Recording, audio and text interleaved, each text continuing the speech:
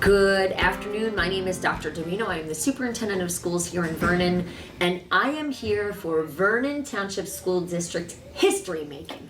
Never before have we had a quad. We have 4 students here who are brothers and sisters, a quad, the Burke family. We will talk to all of them in just a moment, who are all in the top 15.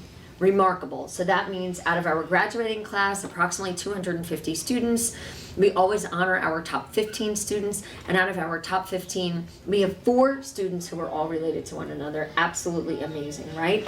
So Lindsay is on the end. She's our salutatorian. Special congratulations to her, a remarkable and brilliant young lady. Morgan is next to her, also in the top 15. Jimmy in the top 15. And no, Shannon and Morgan. Yeah. I am so sorry. And we were just talking earlier about not getting the quads confused. Shannon and Morgan and Jimmy and Lindsay, all in the top 15, the 4 Burkes. And we're going to talk about everything from study habits today to music to about the future. And I'm so excited to talk to the 4 of you. I'm so sorry. I'm so glad they're in here, though. It's really, really important. So. And the other really unique thing is that you're all musicians, so we're going to talk about that. So top 15, like wow, right? Your parents must be super proud. They're your biggest fans. What does it take to get into the top 15? Do you want to share a little bit about study strategies or what works for you? Well, definitely doing your homework. That's a big thing. A good recommendation, right? Do your homework. What else? I don't know. For me, I just do my stuff. Like, I feel like a lot of I know Shannon and Lindsay disagree with me on this, but I feel like a lot of people waste kind of time trying to make everything like exactly perfect when a lot of teachers really aren't looking for that. They just look that you did it. So don't really waste time on stuff like that. That's interesting. So are you talking about like homework submissions? Because tests are different, right? Yeah, tests like, you want to actually, try really hard. But homeworks, you could, like, as long as you do it, you understand it. Right. That's what, like, the goal of it is. That's a really good point. So who disagrees with you on that? Shannon and okay. So how come? So why do you think the homework has to be perfect? Who thinks homework has to be perfect? I don't think it has to be perfect. Just me, like, as a person, just everything has to be perfect. And if it's not, then, like, I don't want to turn it in. Like, no wonder you're in the top 15 if we're all perfectionists, right? That's how I am with projects. Like, anytime I get, like, a slideshow project, I can't do any of the work unless I have it all formatted. I have to know what text I'm using because I use, like, different fonts and stuff. I have to know what colors I'm using. I have to have it, like, completely finished in my head, and then I can do the work. But that's interesting because to me that also sounds like a visual connection, right? Like you almost have to visualize the finished product so that you can start to put it all together. Yeah. Okay, so that might actually be a good tip for people, right, who are thinking about wanting to be in the top 15 and what it takes to be in the top 15. I also heard from 3 out of our 4 quads that Lindsay has a very special strategy that she uses when she's attending to schoolwork. So does anybody want to share a special study habit that your sister has?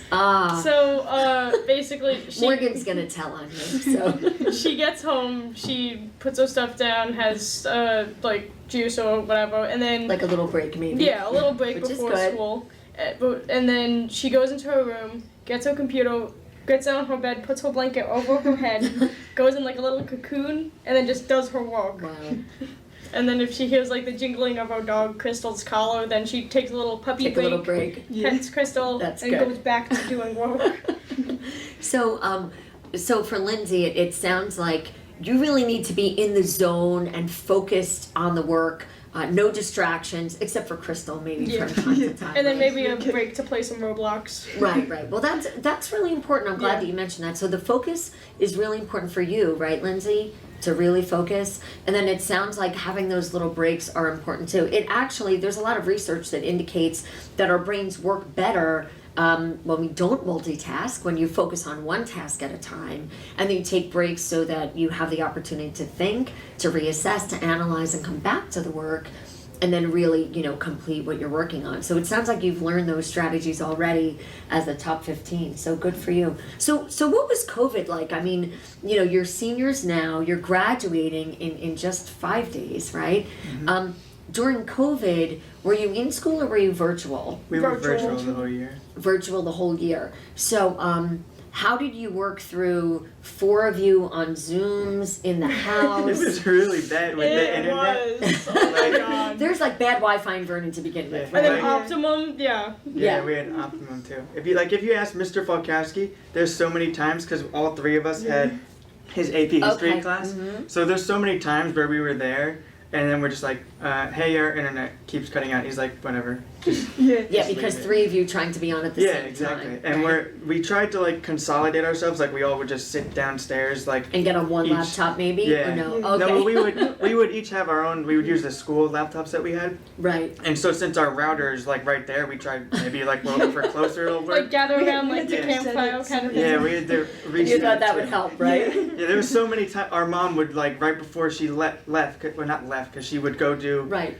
She worked at Work. Cedar Mountain at the time. She I would do think. the Zoom upstairs. Yeah, she would. Yeah, well, when she started having to work at home, Yes. sit in the school, she would stay upstairs, and she'd have to call the Optimum to say, "Hey, can you reset our internet? Yeah, like it's our not internet working." isn't working. 'Cause You not- were drawing down all the internet. Yeah, the not 4 of only you, and Yeah. your mom, could we do right? our Single-handedly. school, she had to They do should her have work. put like too. a tower right on your house. Yeah. That might have been Exactly. better.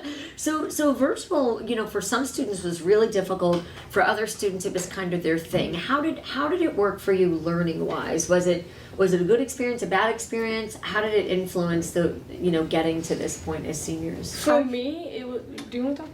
Okay, I'll go. Birth order. We talked about birth order, right?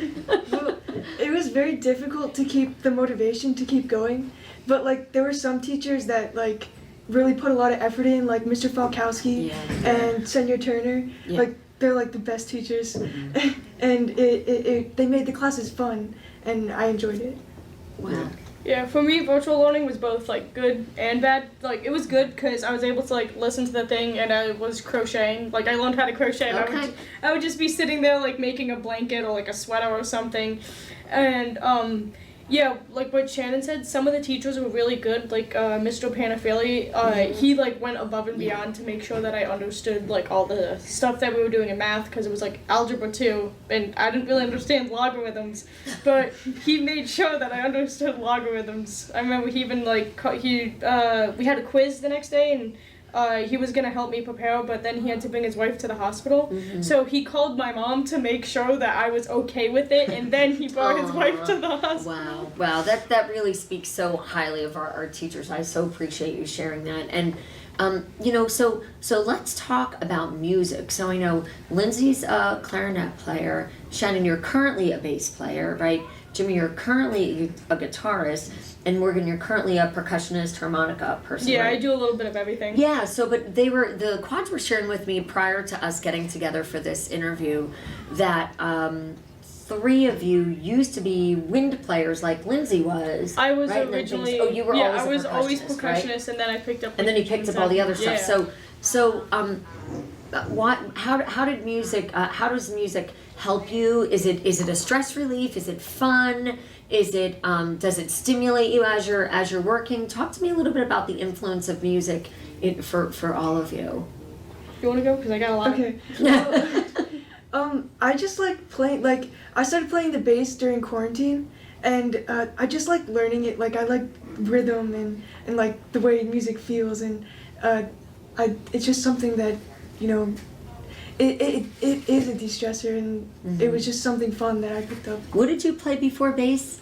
I played trumpet. Trumpet, okay. So for those of you who haven't, and it's a shame that all of our performances are over, but hopefully you can see some of them if you caught Jazz at the Flats the last 2 weeks.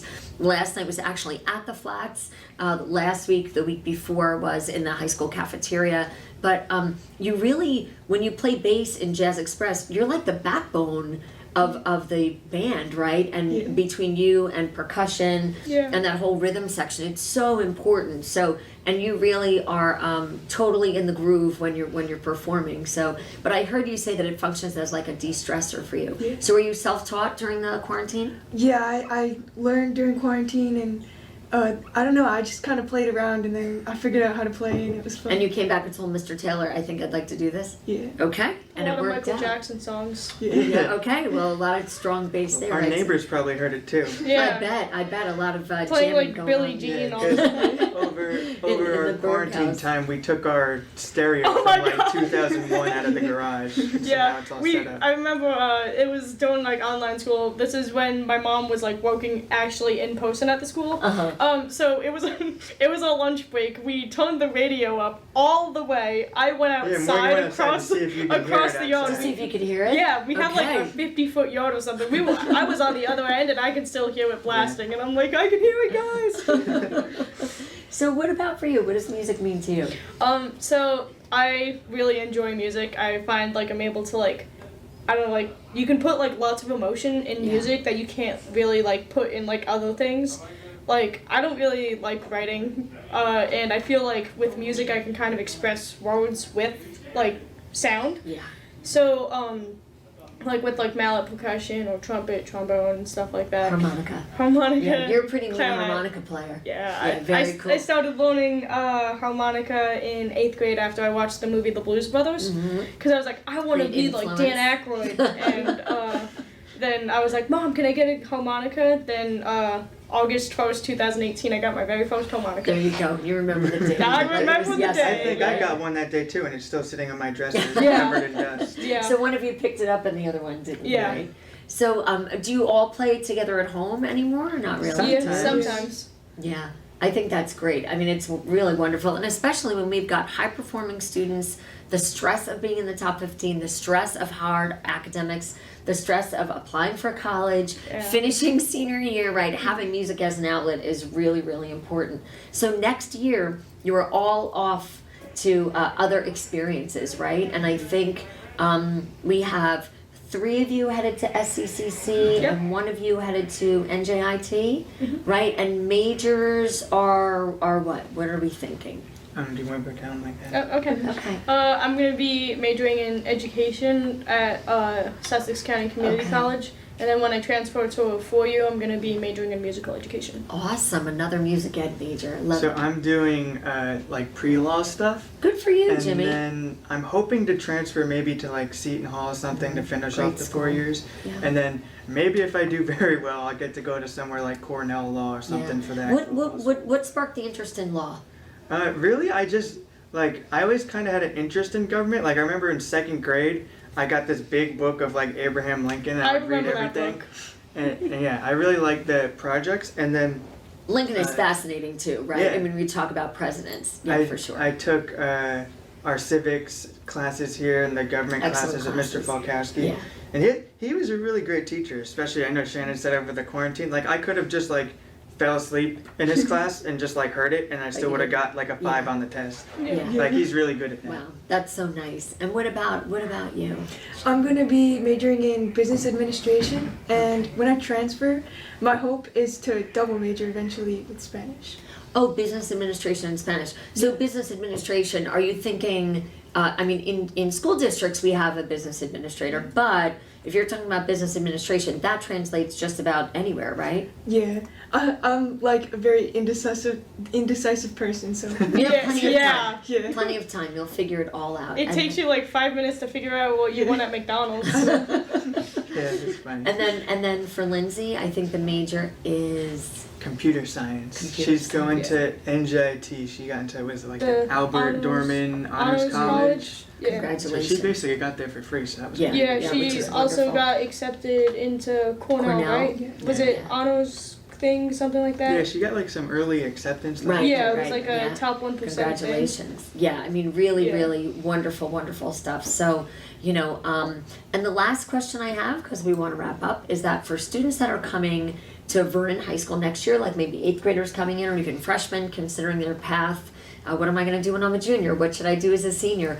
Any advice? I mean, we talked a little bit about studying, you know, being in the zone, getting under a blanket, you know, taking breaks, perfection or not perfection, but what about classes to take or experiences to have at the high school? Anything that you think is important for maybe students who are coming up that you'd like to share? I guess really don't be lazy.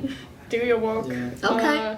And like, I don't know, a lot of the times people like want to go to like podies and like hang out and stuff.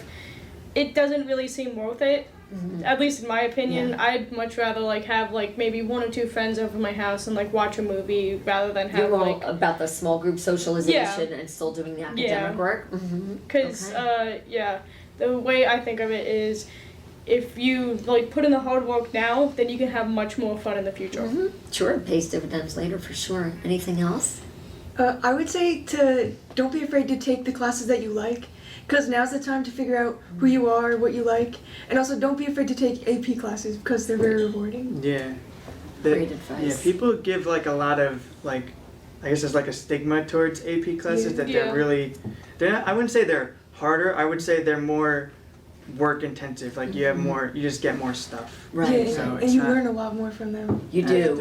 Yeah. Yeah, and I think that's a really important message because you can do it, right? Like, I mean, really, people should be considering if they've taken an honors class, they should think about taking AP classes because for folks at home who don't know, it's the strength of transcript that really, really matters, right? When you're applying for colleges, they're looking at your AP classes, your honors classes, as well as your grades, of course, right?